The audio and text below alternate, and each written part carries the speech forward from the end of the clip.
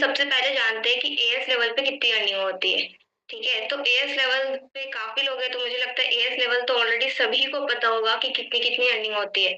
तो देखो आप यहाँ पर ना एक चीज हो सकता है कि आपको ना पता हो, वो है 4cc एक्टिव। ठीक है, जब भी बात आती है मार्केटिंग प्लान को समझने की, तो हमें 4cc एक्टिव क्या होता है इसको भी हमें समझना बहुत ही ज्यादा इम्पोर्टेंट है। ठीक है, तो ये भी चीज़ मैं बहुत ही ईज़ी तरीके से समझाने की कोशिश करूँगी आप लोगों को। तो सबसे पहले क्या है, एएस लेवल पे जो अर्निंग होती है, ठीक है? ये 25% होती है, ठीक है? 25% जो है आपको कमीशन मिलता है, ठीक है? 25% कमीशन होता है न्यू जॉइनिंग से, ठीक है? इसमें एक चीज़ और होती है +5%। ये तब होती है जब आपका 4cc एक्टिव होता है। ठीक है, जब आप 4cc एक्टिव रहोगे तब आपको 5% एक्स्ट्रा कमीशन मिलता है। ठीक है, धीरे धीरे समझाती हूँ क्या क्या 4cc क्या होता है। तो ये मैंने बताया आपको न्यू ज्वाइनिंग पे अर्निंग जो है वो आपका 25% होगा। ठीक है, अब प्रोडक्ट पे जो डिस्काउंट मिलता है, ठीक है, प्रोडक्ट पे डिस्काउंट कितना होगा, तो प्रोडक्ट पे डिस्काउंट आपको 30% मिलता है। मतलब कि अगर फॉरएवर के मार्केटिंग प्लान की हम बात करें, तो सबसे पहले स्टार्ट होता है एएस लेवल से, जिसपे अगर हम किसी भी नए पर्सन को ज्वाइन कराएंगे, ठीक है, तो 25% का कमीशन मिलता है।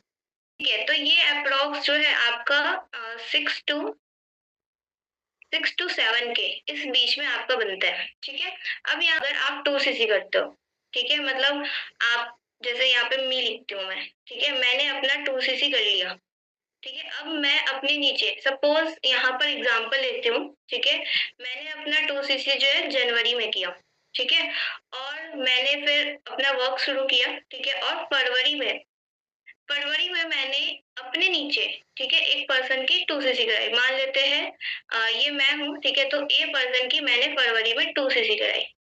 ठीक है, अब यहाँ पर क्या होगा, मतलब यहाँ पर मुझे उससे कितना कमीशन आएगा, मुझे यहाँ पर उससे कमीशन आएगा 25%। अब अगर मुझे ये 5% कमीशन और चाहिए, ठीक है, अगर मुझे ये 5% कमीशन और चाहिए, तो मुझे यहाँ पर करना होगा 4cc एक्टिव।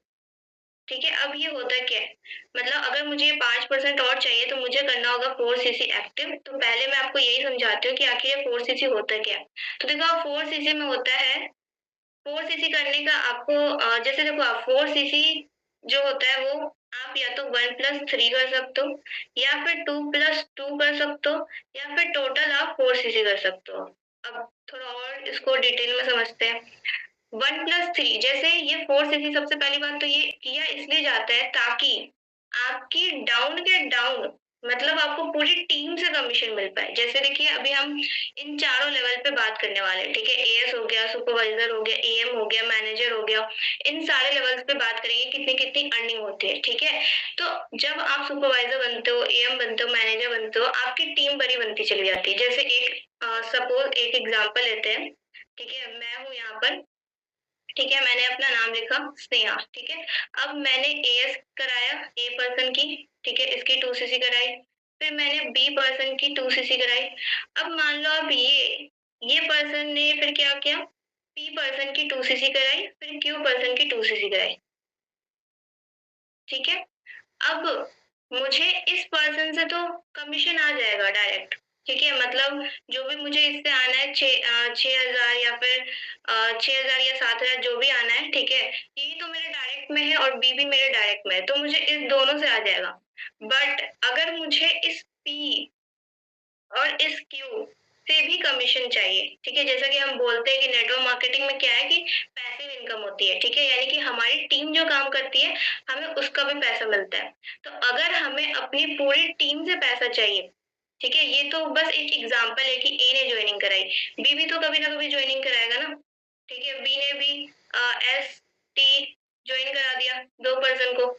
ठीक है, तो यहाँ पर अगर हमें पूरी टीम से प्रॉफिट चाहिए तो हमें करना होता है 4cc एक्टिव। तो अभी ये समझ आ गया 4cc एक्टिव क्यों किया जाता है। अब हम समझते हैं कि 4cc एक्टिव कैसे किया जाता है। ठीक है, तो 4cc जैसे हमने 2cc किया, अपनी आईडी पे 2cc किया, ठीक है, तो यहाँ पर कंपनी कहती है कि आप 1cc अपनी आईडी पे या तो खुद के लिए प्रोडक्ट परचेज करो, ठीक है, पर्सनल पर्सनल परचेज कर सकते हो आप, ठीक है, या फिर आप प्रोडक्ट रिटेल करो, मतलब प्रोडक्ट रिटेल कर दो आप 1 सीसी का,